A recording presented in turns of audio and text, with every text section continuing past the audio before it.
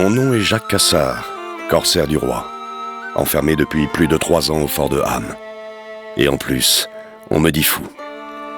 Voici mon histoire, vous jugerez vous-même. Je suis né à Nantes, en l'an de grâce 1679, quai de la Fosse, fils d'un petit armateur, 8e enfant d'une famille de 13. J'ai grandi près du port, au milieu des vieilles coques, des chantiers, sous les aulnes et les peupliers gris.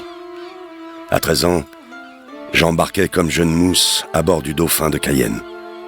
Pendant 5 ans, de l'estuaire de la Loire aux abers de Bretagne, j'ai appris les métiers de la mer. Mais je voulais aller plus loin. Un jour, la chance s'est présentée. Avis à la population! Tout jeune mousse, novice, matelot ou volontaire, cherchant d'une bonne solde et l'aventure vers les terres lointaines, doit se rendre ce jour au bureau d'embarquement. Ils partent pour Carthagène des Indes, en Colombie espagnole. Ce sont des corsaires. Alors, je suis parti. J'ai découvert le grand large sur les vaisseaux de Sa Majesté. Pour manœuvrer un canon sur affût, le charger par la bouche, le pointer et mettre le feu au bon moment du roulis, j'étais le meilleur. Ah, Carthagène des Indes, ça c'est un souvenir. Puis, je suis rentré à Nantes. J'avais 19 ans, j'étais célèbre. Quelques années plus tard, un riche armateur est venu me voir. Cassard, mon ami, j'ai entendu parler de vos exploits aux Antilles. Moi aussi, je suis marin, j'aime l'aventure. Et l'or? Et les diamants? Pardon? Non, je disais, vous aimez l'aventure, mais surtout l'or et les diamants. Bon. Je vous confie une corvette, le Saint-Guillaume. 60 tonneaux, autant d'hommes et 12 canons. Mais il faut que ça rapporte. Alors, mon vieux, corsaire de Sa Majesté, ça vous intéresse? Monsieur, je suis votre homme. Pour faire le corsaire, je suis toujours partant. Alors de la baie de Cork à l'embouchure du Shannon, on en a dépouillé des Anglais. Moi, j'avais 29 ans. Et quand on me disait qu'on parlait de moi à Versailles, je n'y croyais pas.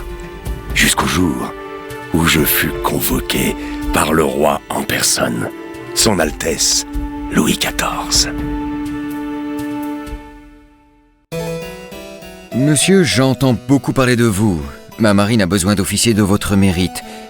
Je vous ai donc nommé lieutenant de frégate, et j'ai ordonné que vous soit versé 2000 livres de récompense. Je dois dire que là, je n'ai rien dit. Moi, le petit Jacques du quai de la Fosse, honoré par le roi de France. Puis, je suis parti en Provence, et j'ai continué à bourlinguer à bord du Jersey, pillant des dizaines de navires, amarinant certains, envoyant les autres par le fond. Je me suis fait souvent abuser par des armateurs plus filous que moi. Je suis un marin, que voulez-vous, pas un homme d'affaires. Pourtant, j'ai remis les voiles vers les Antilles espagnoles. J'avais 32 ans et, capitaine de vaisseau, je commandais 6 bâtiments, 320 canons, 1240 hommes. Tout était calme, jusqu'à cette fameuse journée d'avril. Voile en vue, capitaine! Ce sont des corsaires espagnols! Leurs vaisseaux, tels des oiseaux de proie, fonçaient sur nous. Lancez le sel sur le pont!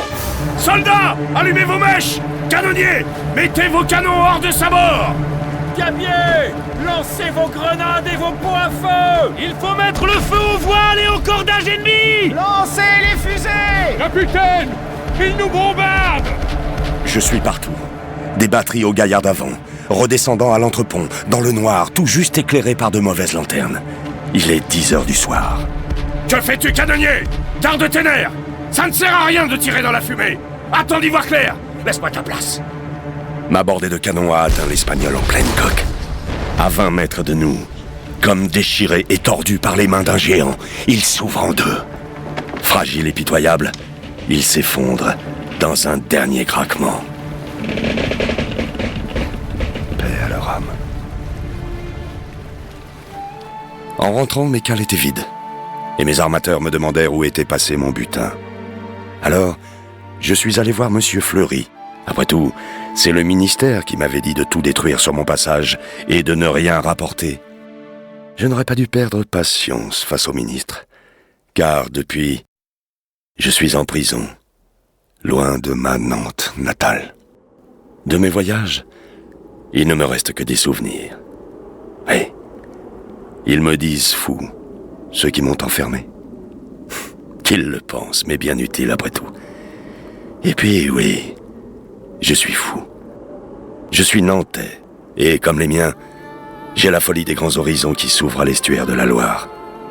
Ici, je continue à voyager dans ma tête.